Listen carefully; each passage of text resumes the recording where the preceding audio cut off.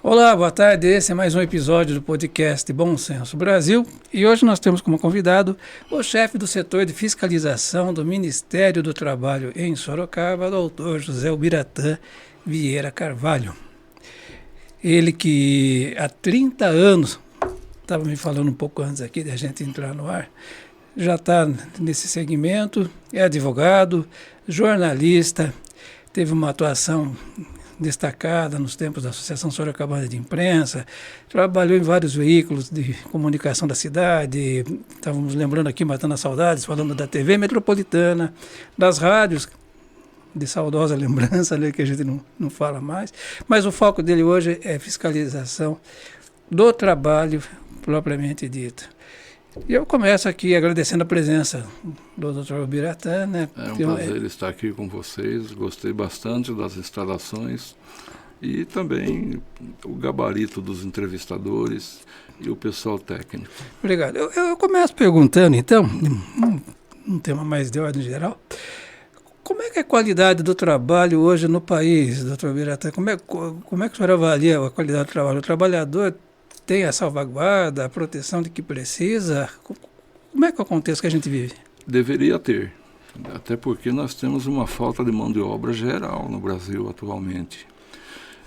Mas o que a gente percebe é que muitas vezes alguns empregadores esquecem que o equipamento de segurança e medicina do trabalho, além de na verdade, é investimento para a empresa.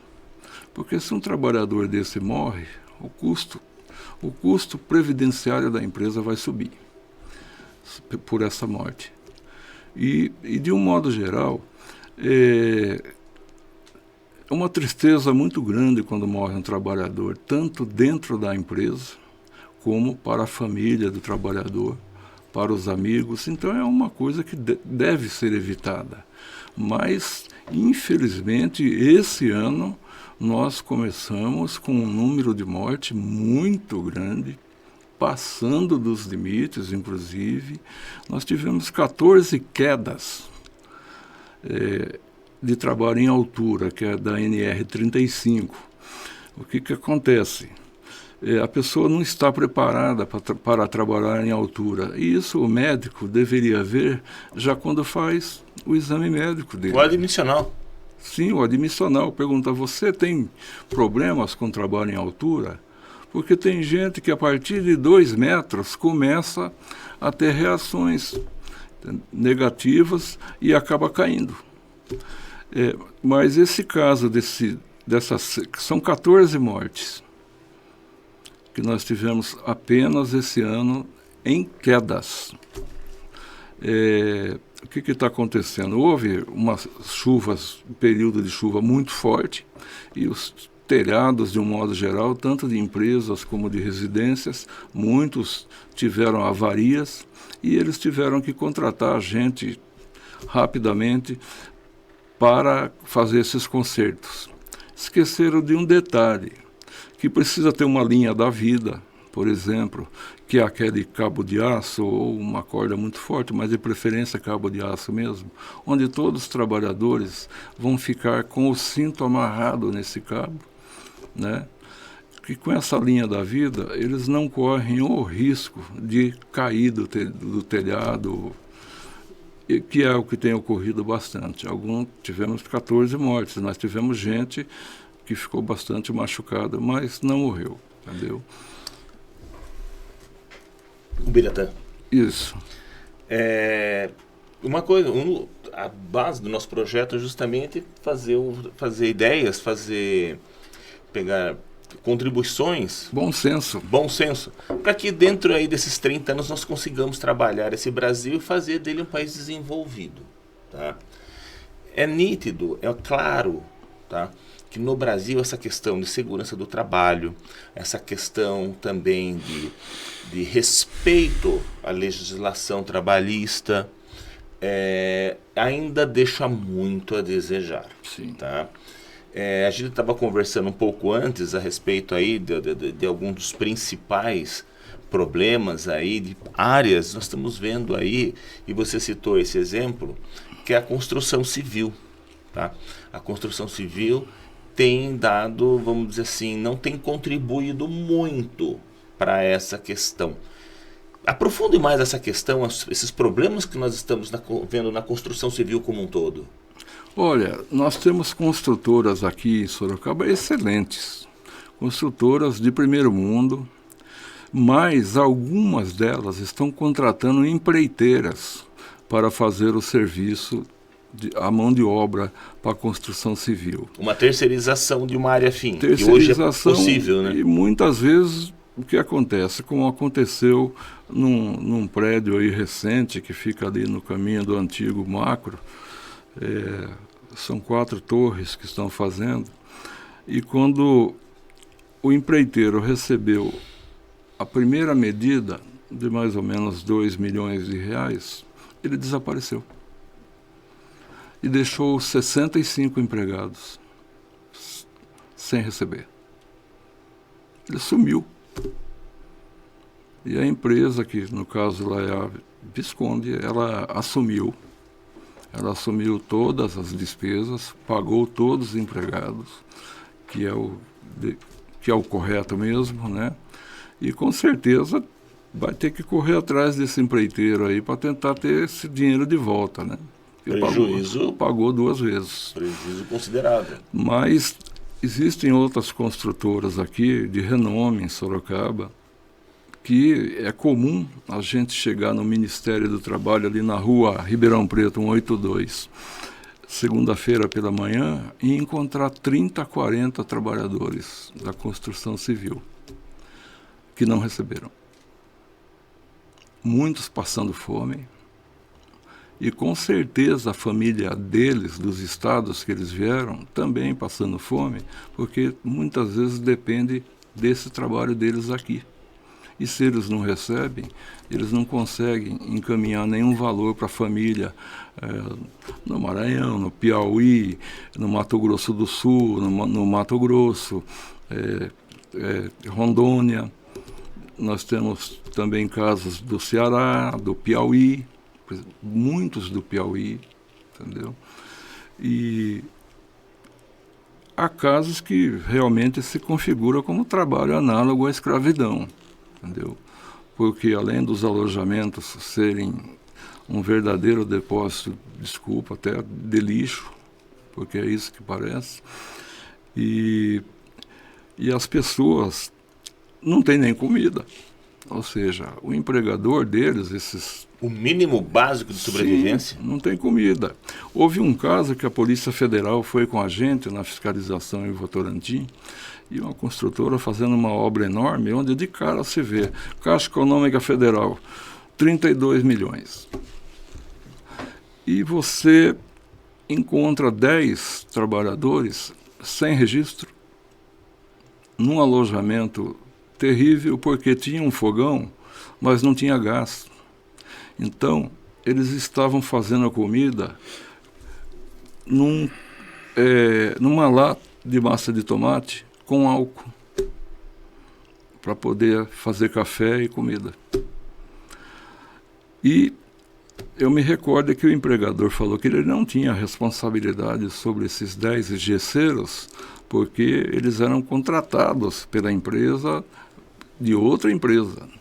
Falei, na medida que esse trabalhador colocou o pé dentro da sua obra, sem registro, a responsabilidade solidária é sua. E se o empregador dele mesmo não tomar providências, é o senhor que vai ter que tomar providências. E principalmente, a gente trabalha sempre nessa questão, essa dúvida da responsabilidade subsidiária e solidária. Nesse caso que existe uma ilegalidade flagrante, não é subsidiária, é solidária. Inclusive, a pessoa, o responsável técnico, que essa obra tem que ter um responsável técnico. Sim. Isso é muito importante se falar, até para os engenheiros. Porque tem muitas obras que o engenheiro só assina e não aparece para ver. Esse engenheiro, por sinal, foi ele que veio questionar que a empresa não tinha responsabilidade porque ela pagava o empreiteiro. E eu falei assim, só que vocês estão pagando um empreiteiro que não registrou nenhum empregado. Ou seja, tem esses 10 e tem mais uns 30 aí nessa obra. É uma obra no Votocel, uma obra grande.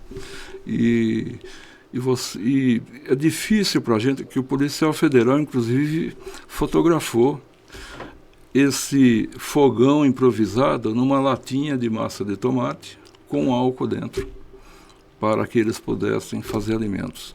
Entendeu? É uma coisa... E uma coisa que a gente... Impressionante. Eu ia colocar até mais. É impressionante. E desumano. Desumano. E assim, nós não estamos falando de algum rincão do país, nós estamos falando de uma área desenvolvida. De uma área que podemos considerar como de primeiro mundo dentro do Brasil. A empresa de Campinas. E acontece. Essas são as mais. Muita gente eu não digo, é um pouco de exagero, mas alguns dos nossos entrevistados que sentaram nessa cadeira, sobretudo os ligados ao setor produtivo, eles alegam que os gargalos aí do desenvolvimento das empresas são carga tributária, burocracia e insegurança jurídica causada pela legislação trabalhista que eles julgam ser muito protetiva. A crítica está correta? Imagine se não fosse. Se ela não fosse protetiva, o que é que teríamos? Nós íamos ter enforcamento de trabalhadores, sabe-se lá o que eles iam fazer. A gente tem mesmo visto, na prática, situações desumanas, difíceis, que eu jamais imaginaria. Há casos de mortes, por exemplo, aqui na Vila Santana mesmo, tem um prédio em construção há 2 anos, e caiu um trabalhador do 7º andar, ele estava colocando gesso no 7º andar. E o equipamento que segurava ele caiu. A primeira coisa que a polícia técnica pegou, uma corda que estava segurando esse equipamento. Como a obra já tem 2 anos, essa corda estava sendo usada há 2 anos. E ela... Já estava em estado de falência do material. Ela corroeu e ela quebrou. E o trabalhador, infelizmente, o equipamento caiu em cima dele. Ele morreu. E eu tive a curiosidade de tirar a foto da mão dele. E, de um modo geral, vi que não tinha equipamento nenhum, não tinha luva, não tinha nada. Lá de Suzano, o proprietário deu entrevista, acho que para a TV Tem, para uma televisão de Sorocaba, para uma rádio, dizendo que a empresa estava perfeitamente em ordem, que havia todos os equipamentos de segurança. Eu peguei e falei, infelizmente eu vou ter que discordar do senhor, porque a polícia apreendeu, inclusive, um equipamento que deveria ser de aço, e era uma corda. E que há tanto tempo que ela estava usada que ela corroeu, quebrou e matou um trabalhador. E outra coisa, o tamanho da obra do senhor aqui é muito grande e o senhor tem apenas 8 funcionários. E estão trabalhando de domingo a domingo, 12 horas por dia. E o que podemos fazer? O que se precisa fazer? Não, eu penso o seguinte, quando eu faço muita comparação, nós comparamos muito com outros países, até para ver o que se faz de bom lá que se pode trazer, tá? E a gente fala bastante dessa questão do trabalho, e um dos pontos nessa questão de legislação trabalhista, que alguns países elas são mais amenas, mas questões como essa que o senhor está tratando aqui, lá são puníveis com prisão. Sim. É prisão. Alguns casos aqui que tanto a Polícia Federal como a Polícia Civil tem enquadrado o empregador, no mínimo, como um homicídio culposo ou preterdoloso, entendeu? Porque está se vendo que foi a omissão do engenheiro ou alguém da empresa que permitiu que acontecesse determinada morte, ou mesmo mutilação, que nós temos muitas. Temos mortes camufladas, que a gente não toma conhecimento porque escondem a morte. E isso eu digo até o porquê o porquê acontece que muitos desses trabalhadores são trabalhadores, vamos dizer assim, importados de outro setor, de outras áreas do país, vem sem documentação, não tem documentação. Então, se acontece alguma coisa, não há ninguém aqui para reclamar. Você não acredita, mas nós encontramos 18 trabalhadores sem registro essa semana mesmo, acho que foi notícia, e para minha surpresa, 6 deles não tinham um único documento. Eu tive que anotar o nome e escrever na frente, sem documento, porque eles não tinham nem um CPF, nem um RG, muito menos a carteira de trabalho, que hoje é digital e muitos deles não sabem, não tem aquela experiência com a informática para lidar com uma carteira digital. Eu tenho dito isso para o ministro. Uma coisa também é que nós temos percebido que por conta aí de questões internacionais, vamos colocar problemas no Haiti, problemas na Venezuela, o Brasil é um país em geral de portas abertas. Sim. Estão vindo muitos imigrantes, mas eles estão sendo recebidos quase numa situação análoga a escravo. Olha, nós temos casos de imigrantes que são recebidos no Brasil para ganhar R$800 por mês, R$600 por mês, para trabalhar o mês inteiro. É gente que vem do Congo, é gente que vem do Haiti, é gente que vem da Venezuela, que são exploradas pelos próprios venezuelanos, porque eles têm alguma coisa em Boa Vista, que eles centralizam essa captação de trabalhadores e trazem, por exemplo, aqui para Votorantim e Sorocaba. Né? Se a gente não chega a tempo, teve 2 prédios que nós chegamos, infelizmente o prédio estava pronto, mas nós conseguimos pegar alguns que não estavam, entendeu? Então, é uma situação dramática. Havia por exemplo, um caso onde na parte de trás da casa moravam 27 venezuelanos. E eles estavam construindo um prédio na Avenida São João, em Votorantim. Esses nós conseguimos detectar a tempo. Não teria aí, doutor Beratão, um pouco de certeza de impunidade por parte de quem comete esses atos aí, ou é possível acompanhar com mais rigor? Eu consegui pegar um endereço no chão e entreguei para a Polícia Federal, e eles estão atrás desse pessoal lá em Boa Vista, porque é uma quadrilha. Eu ia até falar, já começou a ficar uma coisa organizada, e começa uma quadrilha, a ficar uma coisa até um pouco mais complicada. É uma quadrilha organizada porque eles exploram os próprios irmãos deles, da Venezuela, né?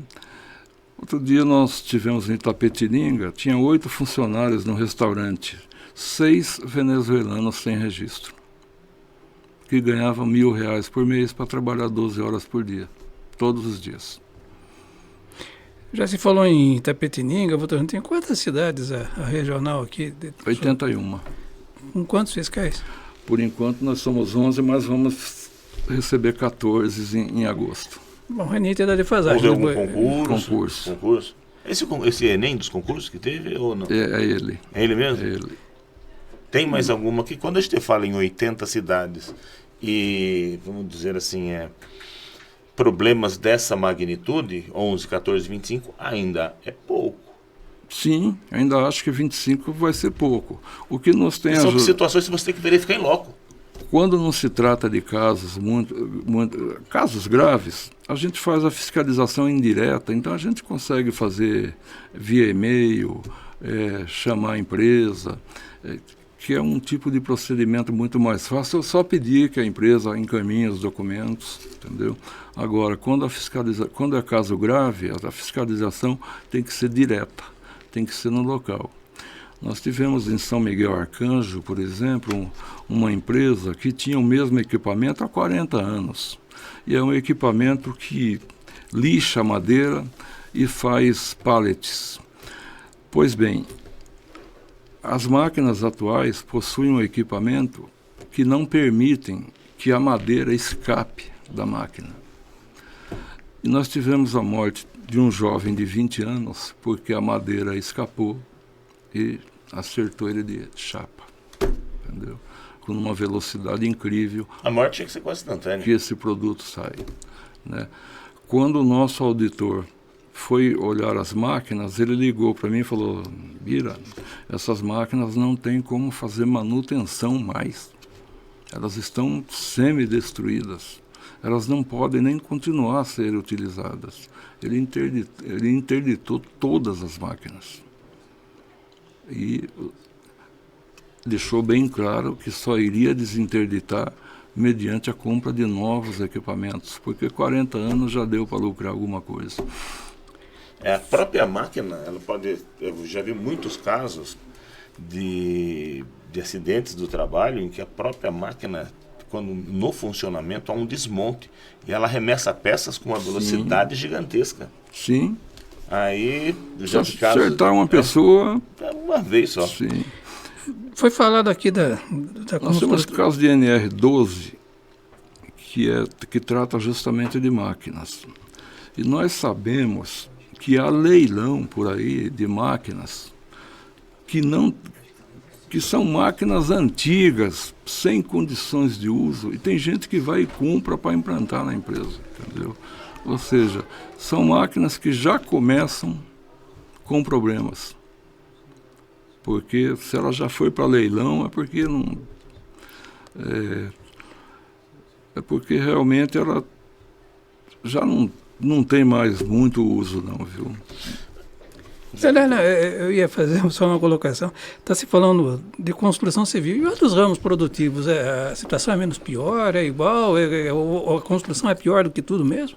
Construção civil é um dos principais problemas.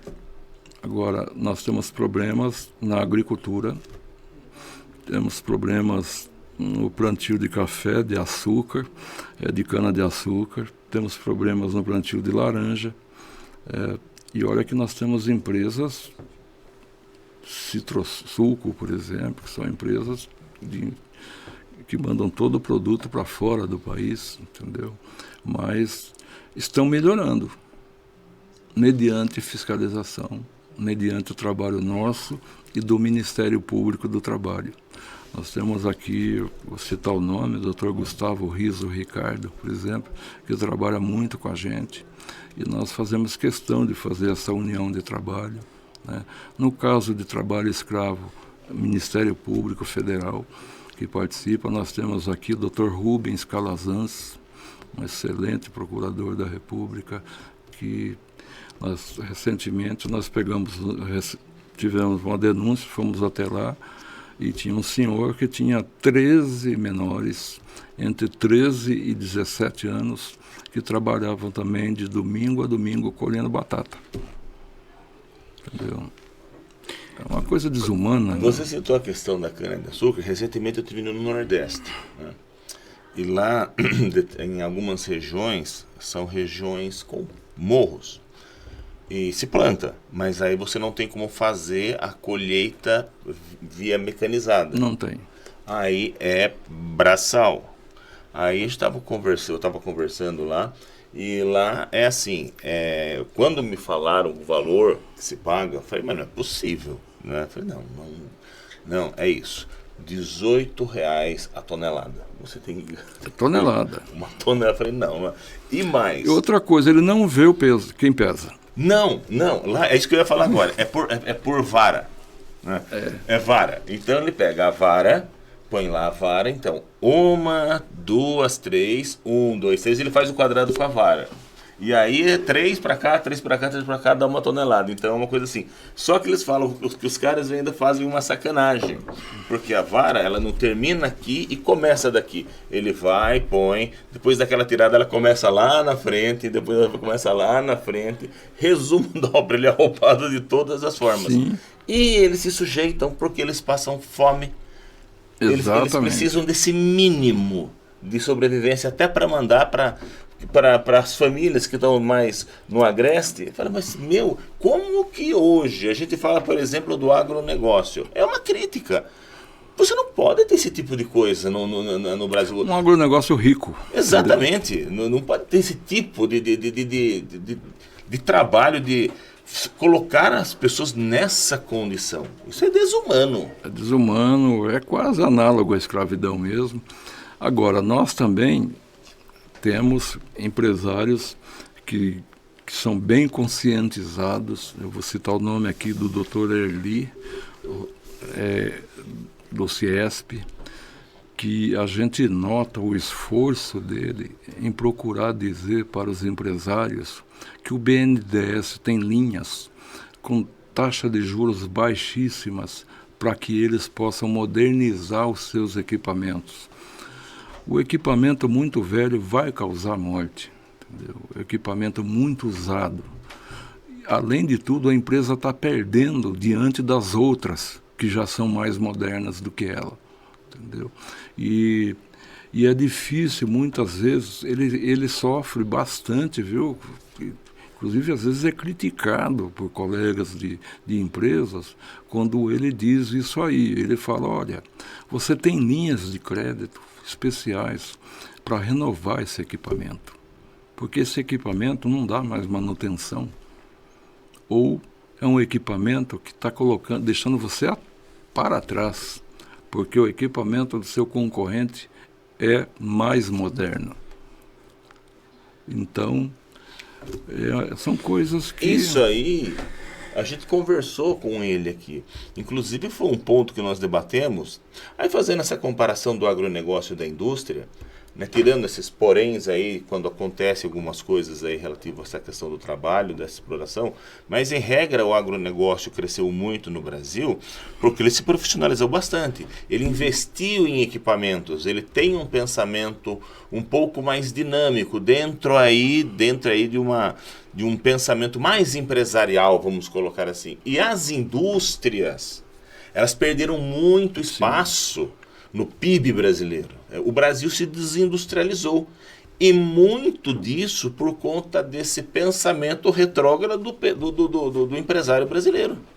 Sim. Não se especializar, não se informar, não investir em equipamentos. Nós perdemos muito da indústria. Tudo bem, a gente reclama, né? A gente tem essa questão aí de que alguns países eles fazem um certo dumping aí, né? Mas que nós também não estamos fazendo a lição de casa, isso também é um fato, quando nós falamos da indústria. Sem dúvida. Subnotificação é muito grande de acidente? De acidente de trabalho? É.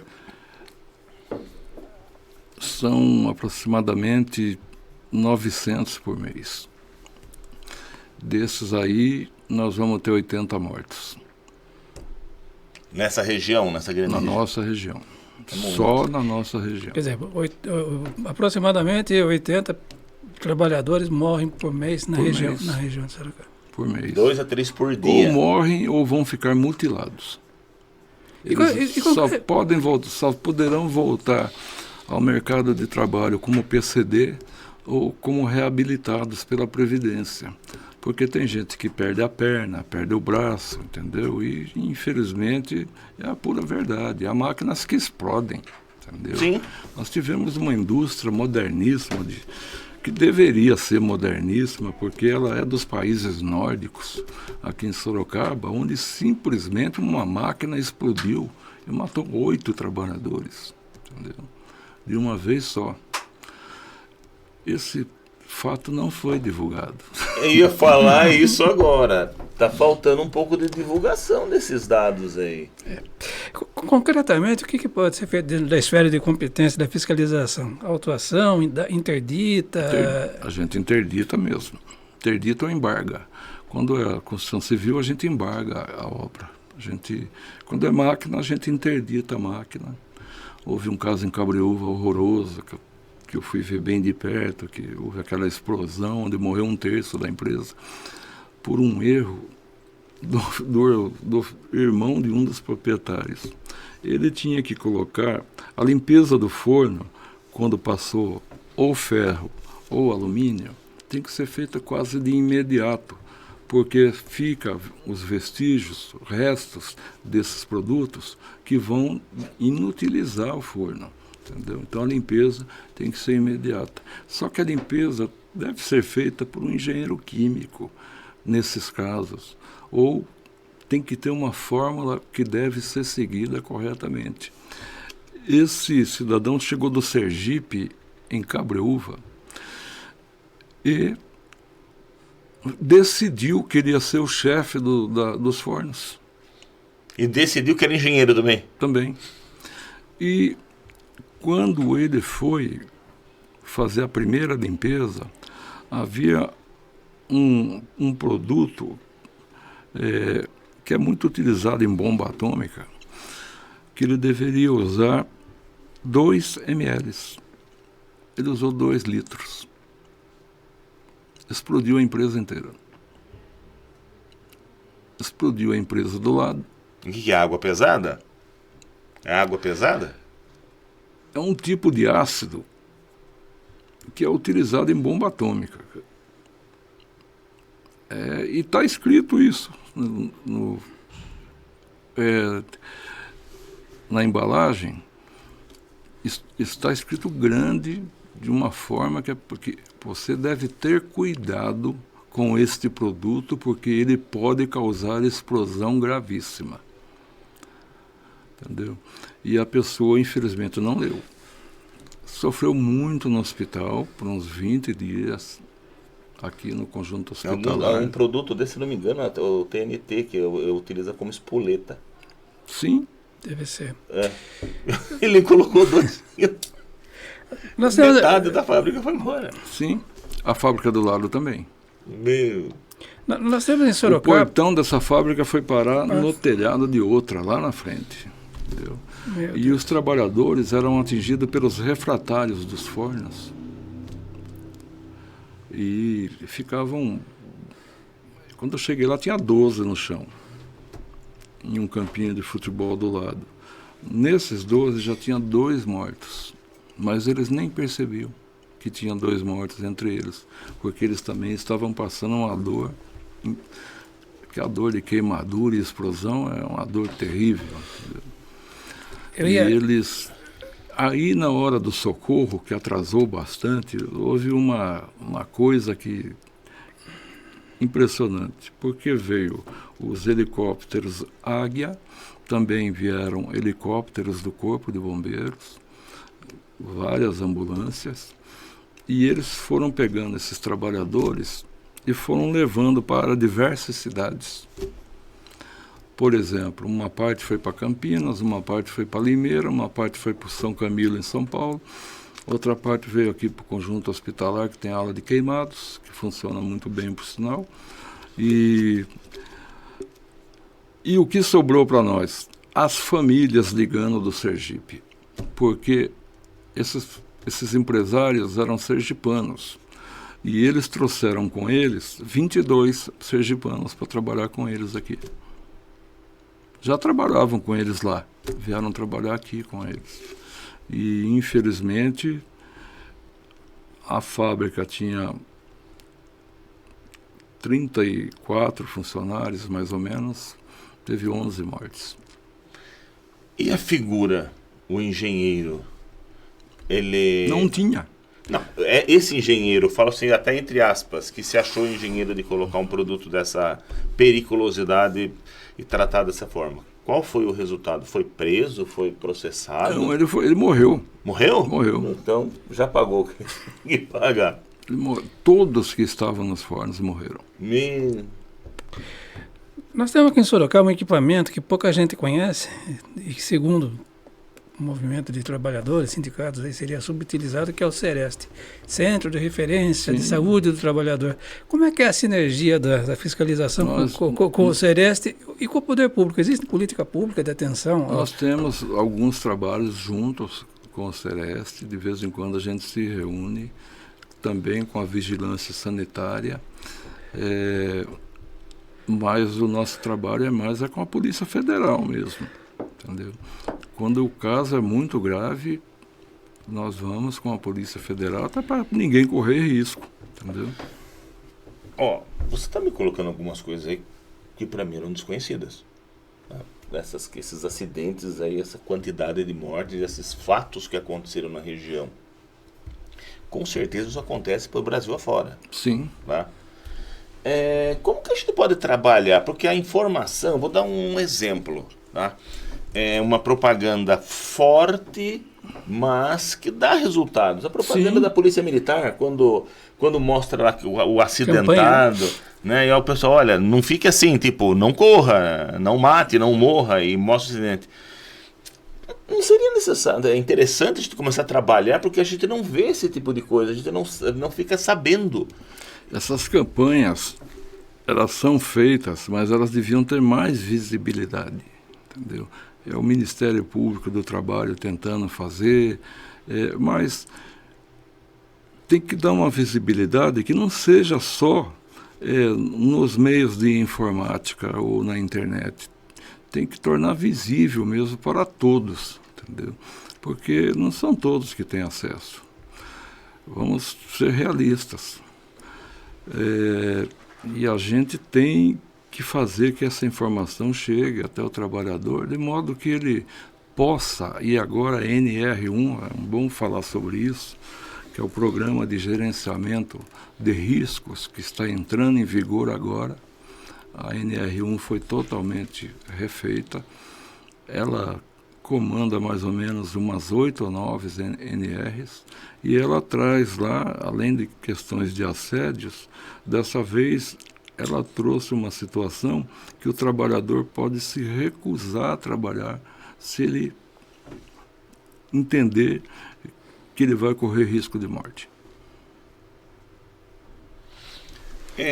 Não seria também, estou tendo ideias, vamos pensando na questão das ideias, fazer aí um trabalho, chamar aí, por exemplo, vamos pensar na construção civil, mas pode ser feito em todas as áreas. Vamos pegar a construção civil, vamos chamar o CREA e vamos começar a fazer... Trabalhamos com o CREA também.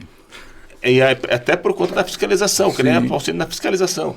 E vamos começar, tipo, obras, né? Chegar para o empreiteiro, ou seja quem for, falar assim, olha, uma vez por semana nós vamos tirar 1, 2 horas e vai ter que, o trabalhador para, e nós vamos dar um curso sobre segurança e consequências de trabalho. Por quê? Até para mostrar. A gente está falando de construção e às vezes acontecem-se aí alguns erros. Hoje não mais, mas eu construía, né, casas, né? Eu mesmo construía, vendia. Tem um mínimo de conhecimento. Eu vi um caso, né, que aconteceu ontem, foi publicado ontem, de um trabalhador que era o primeiro dia de trabalho dele numa obra. Aí fizeram a concretagem da laje e peso cedeu. Sim. Eles não fizeram com o tamanho adequado. E o peso. Ali cedeu e caiu. E tem um trabalhador, esse rapaz estava passando embaixo, desceu toda a laje em cima dele. Todo o cimento, que era o concreto usinado, que ainda estava aí, começaram a jogar água para deixar ver se não endurecer, e tentaram, mas demorou 4, 5 horas.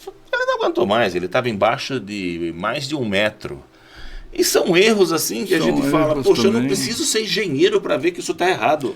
Nós tivemos um caso em Tatuí, entre Tatuí e Angatuba, onde não sei também por qual razão, o rapaz que fazia manutenção num poço foi fazer a manutenção 10h30 da noite. E ele pisou na tampa do poço e caiu dentro do poço, que tinha 8 metros. Quando ele foi caindo, o poço foi caindo junto, entendeu? Então ele morreu asfixiado. Os bombeiros só conseguiram tirar o corpo no outro dia, 14h30, entendeu? Era o tipo da coisa que podia ser evitada. Entendeu? E tem casos que, infelizmente, houve um caso em Pereiras, onde o trabalhador estava próximo de sair, ele era da 3ª turma, e para ele bastava usar uma espátula para tirar soja de que não entrou no buraco, para cair já direto no caminhão. Então, o que aconteceu? Ele resolveu descer. Ele desceu, aí o único erro da empresa, sem dúvida, foi que deveria ter um cadeado nesse portão com um dos chefes para permitir que alguém adentrasse aquele local. Quando ele entrou, caiu 1 tonelada de soja nele. E o pé dele ainda ficou preso no buraco. Com a sucção da soja, ele morreu em 2 minutos. Isso tudo gravado. Ninguém entende até agora o que é que ele foi fazer lá embaixo. Então, a pessoa, quando está na construção civil, deve exigir, ou em qualquer outro trabalho, os equipamentos que são necessários. Porque quando acontece alguma coisa para ele, quem mais sofre é a família dele. São os colegas dele. O ambiente de um local de trabalho onde um trabalhador morreu, no outro dia, é um ambiente muito ruim. Entendeu? Porque muitas vezes era um funcionário querido que fazia... Um colega ali de trabalho? Sim. Há um caso, por exemplo, que as lajes eram movidas pelas pontes rolantes por controle. Não se sabe por que, até agora, uma pessoa que tinha 6 anos na empresa e era líder, ou o controle não funcionou, alguma coisa assim, foi fazer ele mesmo a descida da laje. A laje caiu em cima dele, 3 toneladas. Entendeu? Então são casos... Tem uma questão... que é questão de educação. É isso. Também. Mas antes da educação, tem até uma curiosidade. A lei obriga, né, prevê que empresas, a partir de determinado porte, mantenham em suas instalações CIPAs, Comissões Internas de Prevenção de Acidentes. Por que na construção civil isso não existe? Pode ter uma obra aí com 1.000 operários, ou existe e ninguém cumpre. Olha, a verdade é que as CIPAs deveriam ser por canteiros. Pode ter uma CIPA central, mas tem que ter os representantes da CIPA nos canteiros de obras. Mas existe CIPA em construção civil? Sim. NR5. Mas se cumpre? Sim, não, se cumpre. Bom. Olha, o que tem de auto de infração, infelizmente, a gente faz muitas autuações nesse setor. E é como a gente diz, como ele estava falando, nem sempre a autuação resolve, porque ela não vai devolver a vida. E o que a gente tem que evitar é a morte, puxa vida. E vou falar mais, tá? Vou falar mais. A autuação, isso eu vejo muito com empresas, grandes empresas, de uma forma geral. Até não só em relação à segurança do trabalho, quando também a questão de danos ambientais. Hoje, a multa é mais barata do que a providência para evitar o acidente. Sim, as multas precisam ser revistas. Algumas foram revistas, que é o caso do empregado sem registro, mas nós temos casos ainda que é de cair de costa. Por exemplo, se você tem um trabalhão para fazer o resgate de trabalhadores e a multa ser R$410. É esse o valor de uma multa por morte de trabalhador? Não, esse trabalho escravo. Trabalho escravo. Sim. Que também é... No caso de morte, qual que seria o valor? Aí a gente força um pouco, faz outras multas. Mas mesmo assim. Para tentar... Mas a gente chama aí o Ministério Público do Trabalho, que vai entrar com ação contra essa empresa. E nesse caso do colhedor, engenheiro agrônomo formado pela USP, que explorava as crianças entre Tatuí e Cerquilho, ele está proibido de plantar ou de colher qualquer produto, até decisão final do processo. Então, o juiz da 2ª Vara, que agora está na 4ª Vara Federal Criminal de Sorocaba, ele está proibido de deixar a cidade de Tatuí, ele está proibido de voltar a exercer a função da agronomia, e o CREA está com um processo para cassar o registro de engenheiro dele, porque ele fazia isso há 20 anos. Uma diferença que existe, eu vou dar um exemplo agora, vamos colocar na questão do acidente de Mariana, lá do Brumadinho. Sim, que está lá o processo, eles preferiram manter o processo lá em Londres. A justiça brasileira, diferente da justiça internacional, não vou só dizer Londres, colocar Estados Unidos, Alemanha, a justiça internacional ela é bem mais pesada na aplicação de multas. Então, assim, um acidente, vamos colocar assim, um acidente em um nível que morreu 5, 6, 10 pessoas... Há países que prendem mesmo. Não, prende, a prisão. E outra, a empresa toma penalidades de milhões e milhões de dólares. Sim. Que o efeito, qual que é o pensamento deles? O efeito pedagógico. Porque se você não der esse efeito que ele sinta no bolso e possa, inclusive, ver uma quebra da empresa, ele vai fazer de novo. Aliás, esse cidadão de Tatuí, ele queria ir para a Argentina e pediu autorização para o juiz, e o juiz negou. Falou assim, não, o senhor tem que... O senhor continua em Tatuí. O senhor não pode sair de Tatuí. Vai comprar alfajor ali no shopping. Ainda mais na Argentina. Uma pergunta de 1 milhão. E aí, o que aconteceu? O CREA entrou também no processo. A Justiça Federal está correndo bem com esse processo aí. Acho que até o final do ano nós teremos a decisão aqui. E houve um caso também de Itu, onde um dos maiores fornecedores de CEAGESP do estado de São Paulo, puxa vida, explorava crianças de 13 e 14 anos, inclusive com 2 cascavéis na porta do alojamento, porque a cascavel amarrada, ela não para, entendeu? Então, não havia como eles fugirem. Essa é nova, se eu não conhecia essa estratégia. Manual de requinte de perversidade, né? Porque vamos combinar que... O doutor Marcos, da primeira vara federal de Sorocaba, ele condenou esse produtor a 8 anos. E mais uma série de coisas, entendeu? Que chegou a ser recolhido. Tem que. Porque uma coisa tão absurda, havia uma das meninas que estava lá, estava grávida, entendeu? E não havia folga, não. Era domingo a domingo também. Bom, agradecendo a presença do Dr. Ubiratã, a gente faz o que a gente costuma chamar de pergunta do milhão aqui. O que pode ser feito a médio e longo prazo para minimizar esses efeitos, mudar a realidade que hoje a gente vive? Quais seriam as alternativas? Campanhas e educação. Inclusive na escola devia ter educação para o trabalho. Entendeu? Porque a pessoa vai sair da escola para trabalhar.